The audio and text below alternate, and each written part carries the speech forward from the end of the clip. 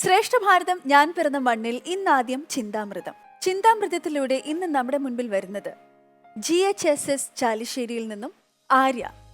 ഇന്ന് നമ്മുടെ മുൻപിൽ അവതരിപ്പിക്കാൻ പോകുന്നത് അശ്വമേധത്തിന്റെ സുവർണ സീതാ വിഗ്രഹം രാമന്റെ രാജധർമ്മത്തിന് ഏറ്റ പ്രഹരമോ ഏകപത്നി വ്രതദീക്ഷയോ എന്ന വിഷയത്തെക്കുറിച്ചുള്ള തന്റെ അഭിപ്രായങ്ങളാണ്. ആരംഭിക്കാം ചിന്താമൃതം.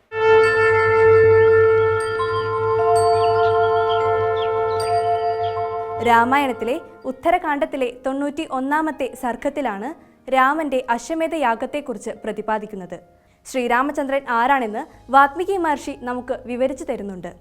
ധർമ്മം എങ്ങനെയാണോ മനുഷ്യരൂപം പൂണ്ടത് ആ വ്യക്തിത്വമാണ് രാമൻ. രാമോ വിഗ്രഹവാൻ ധർമ്മഃ. രാമന്റെ ചെയ്തിക്കനുസരിച്ച് ധർമ്മത്തെ നാം മനസ്സിലാക്കണമെന്നാണ് വാത്മീകി നമ്മോട് പറയുന്നത്. അതുകൊണ്ട് ശ്രീരാമചന്ദ്രൻ എന്ത് ചെയ്തോ അത് ധർമ്മം. വേദതത്വമായ ധർമ്മത്തെ എല്ലാവരെയും പഠിപ്പിക്കുന്നതിന് വേണ്ടി കണ്ടെത്തിയ ഭാരത ഋഷിയുടെ മനസ്സിലുള്ള കാഴ്ചപ്പാടാണ് രാമൻ ചെയ്യുന്നതാണ് ധർമ്മം എന്നുള്ളത്.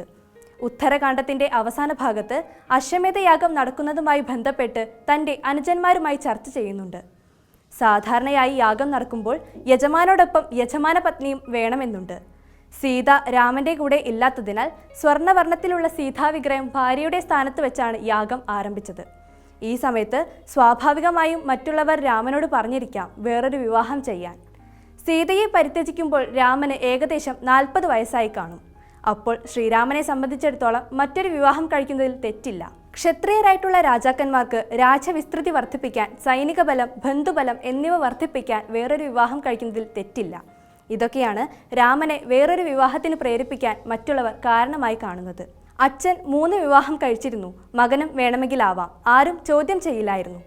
ഈ കാലത്തിനിടയ്ക്ക് സീതയെ പരിത്യജിച്ചതു മുതൽ രാമനൊരു മുനിവൃത്തിയിൽ ജീവിച്ചു എന്നാണ് വാത്മീകി മഹർഷി ചൂണ്ടിക്കാണിക്കുന്നത്.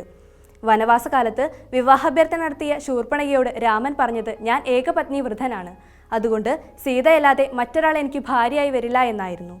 പൂർണ്ണമായും സീതയിൽ തന്നെ മനസ്സ് സമർപ്പിച്ച് സീതയ്ക്ക് വേണ്ടി ജീവൻ സമർപ്പിച്ച വ്യക്തിത്വമാണ് രാമൻ. സീത എന്ന മഹത്തായ സ്ത്രീരത്നത്തെ പരിത്യജിക്കുക വഴി രാമനെ തന്നെയാണ് ശിക്ഷിക്കുന്നത്.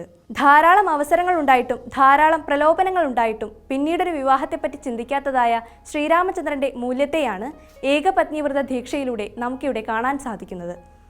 വിഖ്യാതനായ ധർമ്മമൂർത്തിയായ ഒരു വ്യക്തിത്വം ഏത് വിധേനയാണ് ഏകപത്നിവ്രത ദീക്ഷ ജീവിതത്തിൽ നടപ്പിലാക്കേണ്ടതെന്ന് ചൂണ്ടിക്കാണിക്കുകയാണ് ഇവിടെ ചെയ്യുന്നത്.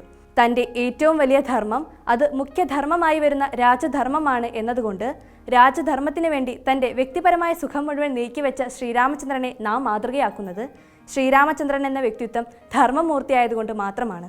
അതുകൊണ്ട് അശ്വമേധ യജ്ഞത്തിലെ സുവർണ സീതാ വിഗ്രഹം ശ്രീരാമചന്ദ്രന്റെ ഏകപത്നിവ്രത ദീക്ഷ തന്നെയാണ്.